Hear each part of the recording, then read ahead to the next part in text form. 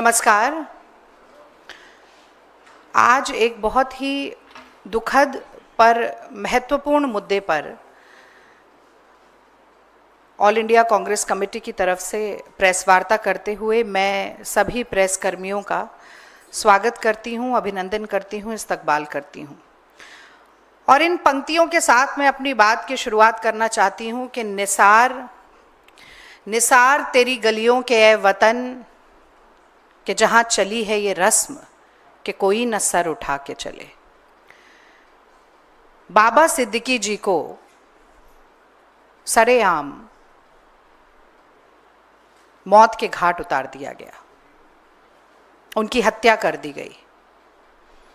और ये बात किसी बीहड़ सुनसान जगह की नहीं है, ये मुंबई महाराष्ट्र के बांद्रा इलाके की है। और मैं एक ऐसे व्यक्ति की बात कर रही हूं जो एक बहुचर्चित लोकप्रिय समाज सेवी तो थे ही, साथ में 3 बार के एमएलए और पूर्व मंत्री थे। मैं एक ऐसे व्यक्ति की बात कर रही हूं जो वाई लेवल की सिक्योरिटी प्रोटेक्टेड थे। मैं एक ऐसे व्यक्ति की बात कर रही हूं जिन्होंने 15 दिन पहले ही महायुति सरकार को विधिवत तरीके से सूचित किया था कि उन्हें जान से मारने की धमकियां मिल रही हैं। मैं एक ऐसे व्यक्ति की बात कर रही हूं जिनकी पुलिस सुरक्षा बढ़ा दी गई थी और बावजूद इसके, बहुत महत्वपूर्ण बात है ये, कि बावजूद इसके बाबा सिद्दीकी जी को मार दिया गया।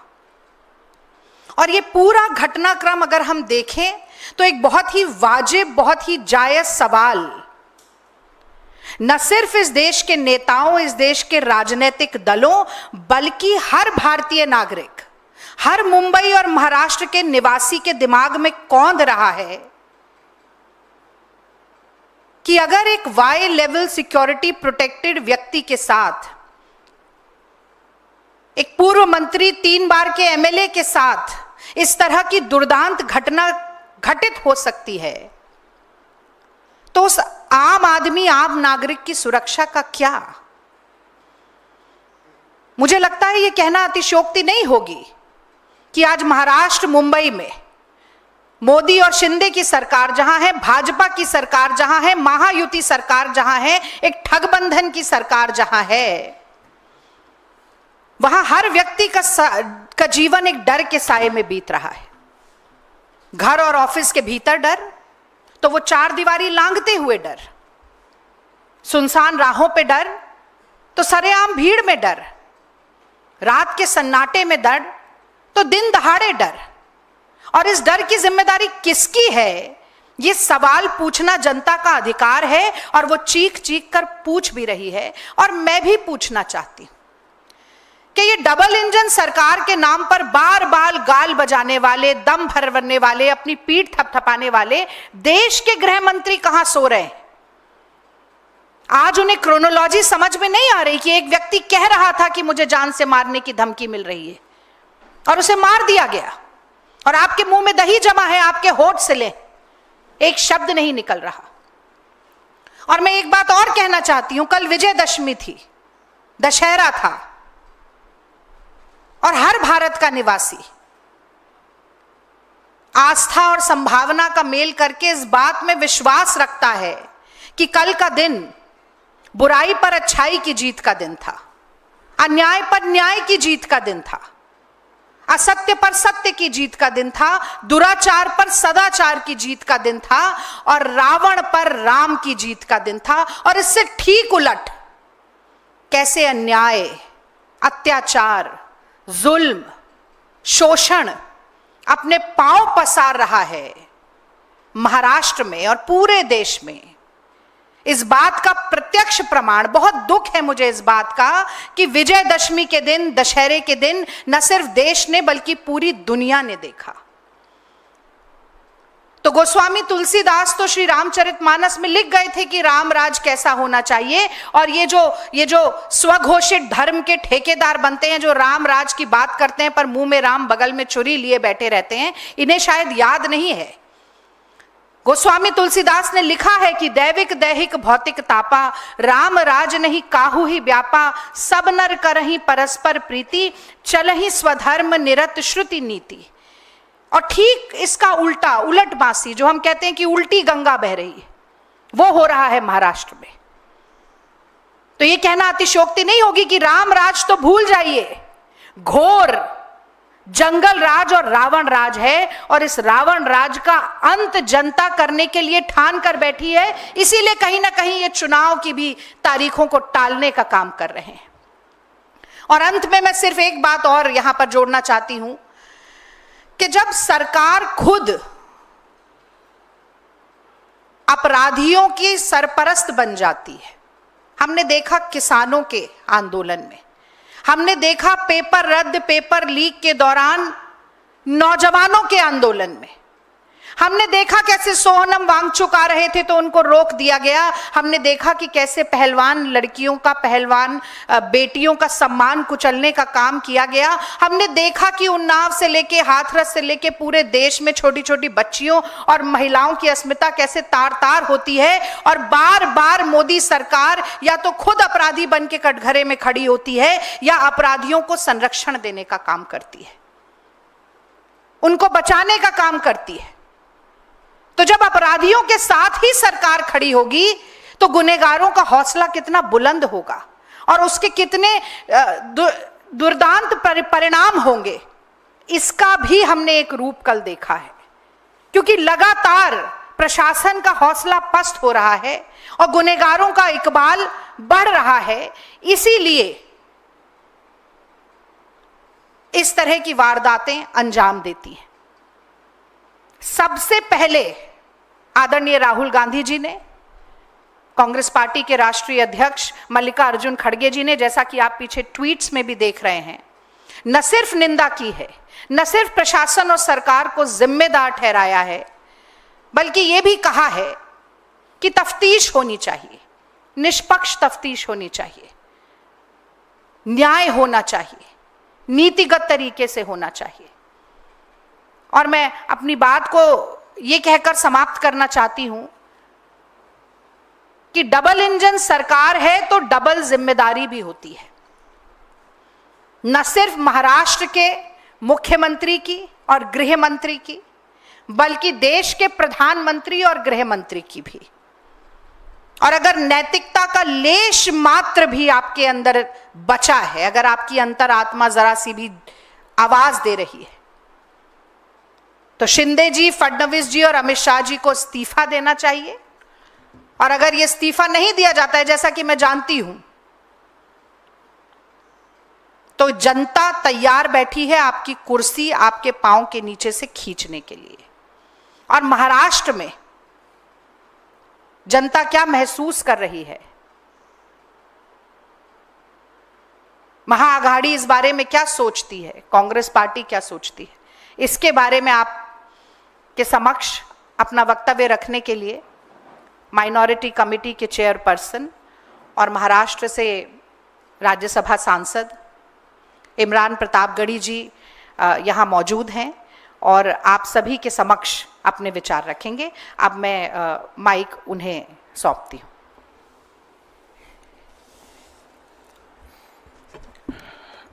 धन्यवाद रागिनी जी। हमारी सहयोगी रागिनी नायक जी ने अभी विस्तार से कल के घटनाक्रम के बारे में बताया। बाबा सिद्दीकी की हत्या बहुत ही दुखद है। कांग्रेस पार्टी के राष्ट्रीय अध्यक्ष मल्लिकार्जुन खड़गे जी ने, नेता प्रतिपक्ष लोकसभा में आदरणीय राहुल गांधी जी ने ट्वीट करके अपनी संवेदना परिवार के प्रति और एक निष्पक्ष जांच की मांग की है। मैं महाराष्ट्र से सांसद हूं और कल की घटना से बहुत हैरत में हूं कि मुंबई, जो कि इस देश की आर्थिक राजधानी है, जो राज्य चुनावी मोड में है, जहां इंटेलिजेंस से लेकर के तमाम एजेंसियां सक्रिय हैं, वहां सरकार से जुड़ा हुआ एक हाई प्रोफाइल नेता, जिसे 15 दिन पहले सूत्र बताते हैं मीडिया के कि धमकी मिली, उसके बाद उनकी सुरक्षा बढ़ाई गई, उसे सरेआम दिन दहाड़े गोलियों से भून दिया जाता है, उसकी हत्या हो जाती है। अगर सरकार अपने नेताओं को सुरक्षा दे पाने में असमर्थ है, तो फिर मुंबई और महाराष्ट्र की जनता को कैसे सुरक्षा दे सकती है? सबसे बड़ा सवाल यह है। बाबा सिद्दीकी कोई आम व्यक्ति नहीं थे, 3 बार के विधायक, मंत्री, मौजूदा समय में उनका बेटा विधायक, और सरकार जो डबल इंजन नहीं बल्कि ट्रिपल इंजन है महाराष्ट्र की सरकार में, उसके एक इंजन यानी कि अजीत पवार जी के करीबी नेताओं में से थे, उनकी हत्या हुई सरेआम। यह महाराष्ट्र में कानून व्यवस्था रसातल में जाने का सबसे बड़ा परिणाम है।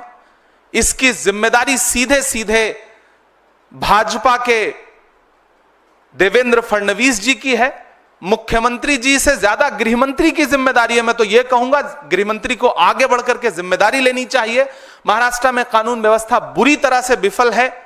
बदलापुर से बांद्रा तक आप जहां भी देखेंगे महाराष्ट्र में ना तो बच्चियां सुरक्षित हैं, ना बेटियां सुरक्षित हैं, ना व्यवसायी सुरक्षित हैं, ना राजनेता सुरक्षित हैं। महाराष्ट्र पूरी तरह से कानून व्यवस्था के नाम पर कोलैप्स हो चुका है, जिसका जिक्र राहुल गांधी जी ने भी किया है, मल्लिकार्जुन खड़गे जी ने भी किया है।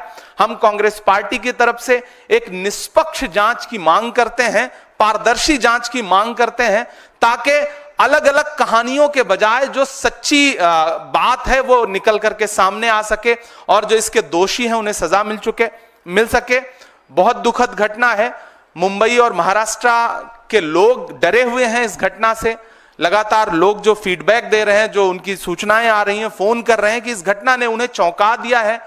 और पुलिस पूरी तरह से, जिस दिन सड़क पर हो, दशहरे का दिन है, त्योहार का दिन है, जिस दिन सुरक्षा व्यवस्था बहुत ज्यादा सड़कों पर होती है, पुलिस के हाथ में पूरी तरह से सुरक्षा व्यवस्था होती है, सजग होती है पुलिस, उस दिन इस तरह की घटना होना, हत्यारे रेकी करते हैं, रेकी करने के बाद हत्या करते हैं, खुलेआम चैलेंज करके हत्या करते हैं। यह सरकार के इकबाल पर गोली चलाई गई है, कानून व्यवस्था के इकबाल पर गोली चलाई गई है और अंततोगत्वा हत्या हो गई। पुलिस रोक पाने में नाकाम रही। तो मुझे लगता है कि महाराष्ट्र के गृह मंत्री को जिम्मेदारी लेनी चाहिए, उन्हें इस्तीफा देना चाहिए।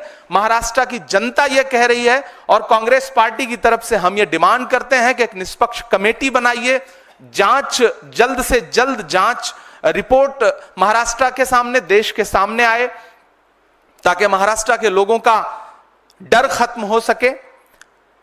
हम इस दुख की घड़ी में जिशान सिद्दीकी जो विधायक हैं महाराष्ट्र असेंबली के, हम उनके प्रति अपनी संवेदना प्रकट करते हैं, बाबा सिद्दीकी के परिवार के प्रति अपनी संवेदना प्रकट करते हैं। एक हाई प्रोफाइल व्यक्ति जो समाजसेवी भी था, जिसे मुंबई पहचानती थी, ऐसे व्यक्ति का मर्डर बहुत ही चिंता का विषय है, बहुत अफसोस का विषय है।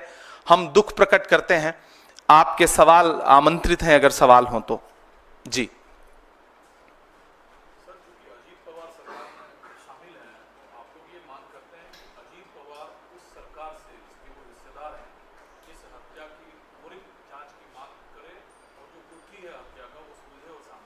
नहीं, सिर्फ अजीत पवार जी को तो मांग करनी ही चाहिए, वो उनकी पार्टी के एक इंपॉर्टेंट नेता थे, लेकिन देश का हर विपक्षी दल मांग कर रहा है कि डबल इंजन, ट्रिपल इंजन की सरकार कर क्या रही है। सबसे पहला तो हम अजीत पवार जी पे से प्रश्न ना पूछ के हम देवेंद्र फडणवीस जी से सवाल पूछे ना, हम शिंदे जी से सवाल पूछे ना कि उनकी पुलिस क्या कर रही है, उनका प्रशासन क्या कर रहा है। हम सवाल को घुमाते क्यों है? हमें तो सीधे सीधे महाराष्ट्र की सरकार से, वहां के गृहमंत्री से सवाल पूछना है कि कैसे हत्या हुई, बाकायदा चैलेंज करके हत्या हुई। तो ये तो सीधे सीधे आपकी जिम्मेदारी है, आगे बढ़िए, जवाबदेही लीजिए। अजीत पवार जी सवाल पूछे ही पूछे, हम सारे लोग सवाल पूछ रहे हैं, मीडिया भी सवाल पूछे कि अगर जंगल राज ये नहीं है तो फिर जंगल राज किसे कहते हैं? दिन दहाड़े हत्या हो रही है, मुंबई जैसे, बांद्रा जैसे पॉश इलाके में हत्या हो रही है, तो फिर जंगल राज तो यही है ना? क्या फिर जंगल राज सिर्फ गैर शासित भाजपा राज्यों के लिए शब्द इजाद किया गया है? असल में तो जंगल राज यही है जो महाराष्ट्र में, मुंबई में कल दिखाई पड़ा।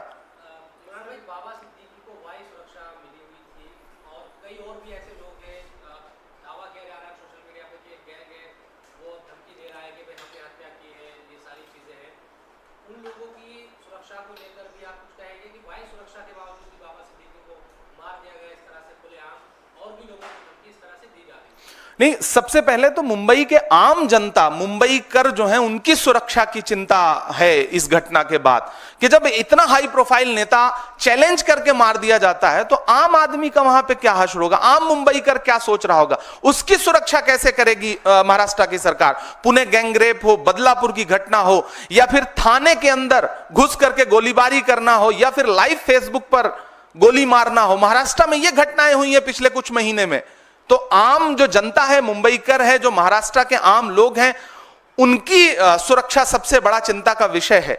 दूसरी महत्वपूर्ण बात यह कि सोशल मीडिया पे कौन क्या जिम्मेदारी ले रहा है। मुझे तो लगता है कि गृहमंत्री को जिम्मेदारी लेनी चाहिए, उन्हें आगे आकर के इस हत्या पर खुद अपने कदम पीछे ला करके कहना चाहिए कि जवाबदेही मेरी बनती है, मैं इस्तीफे की पेशकश करता हूं, क्योंकि मैं महाराष्ट्र के लोगों को सुरक्षा देने में असफल रहा हूं। सच्चाई तो यह है। बाकी उसकी भी पुष्टि करना, जो सोशल मीडिया पे पोस्ट तैर रही है, उसकी पुष्टि करने का काम भी तो महाराष्ट्र प्रशासन का ही है, मुंबई प्रशासन का है। प्रशासन क्या कर रहा है, सबसे बड़ा सवाल यह है।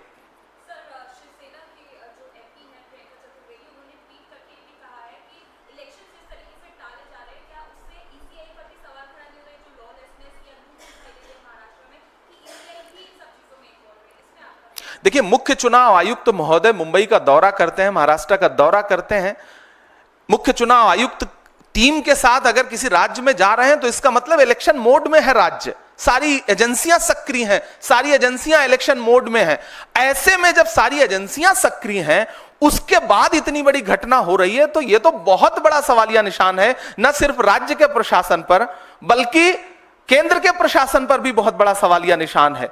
तो मुझे लगता है कि प्रियंका जी ने जिस संदर्भ में यह बात कही है, महाराष्ट्र के, झारखंड के इलेक्शन जिस तरह टाले गए, तो मुझे तो सरकार से, महाराष्ट्र की सरकार से पूछना है, भाजपा सरकार से पूछना है कि क्या आप इस तरह से चुनाव का आगाज कर रहे हैं, खूनी आगाज कर रहे हैं महाराष्ट्र में, जो कल्चर नहीं है, जहां राजनीति में बड़ी शुचिता और बड़ी सादगी है, वहां आप इस तरह से एक चुनावी आगाज कर रहे हैं।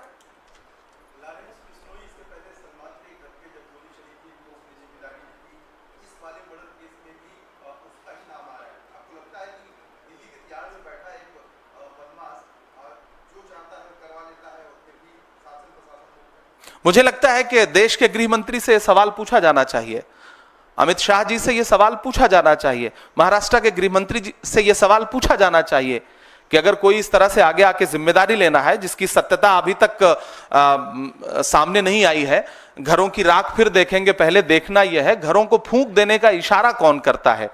तो इसके पीछे असली कहानी क्या है, वो देश के सामने तब आए जब जांच एजेंसियां एक कमेटी बना करके निष्पक्ष जांच रिपोर्ट देश के सामने रखें, तब मुझे लगता है कि ज्यादा बेहतर जांच और पारदर्शिता सामने आ सकेगी। अभी तो सबसे बड़ा सवाल, अगर कोई जिम्मेदारी ले रहा है तो सबसे बड़ा सवाल देश के गृह मंत्री का है कि किसी बाहर बैठ के, किसी दूसरे राज्य की जेल में बैठ के कोई इतनी बड़ी घटना अंजाम दे रहा है, तो गृह मंत्री से सवाल है, दोनों गृह मंत्रियों की जवाबदेही है।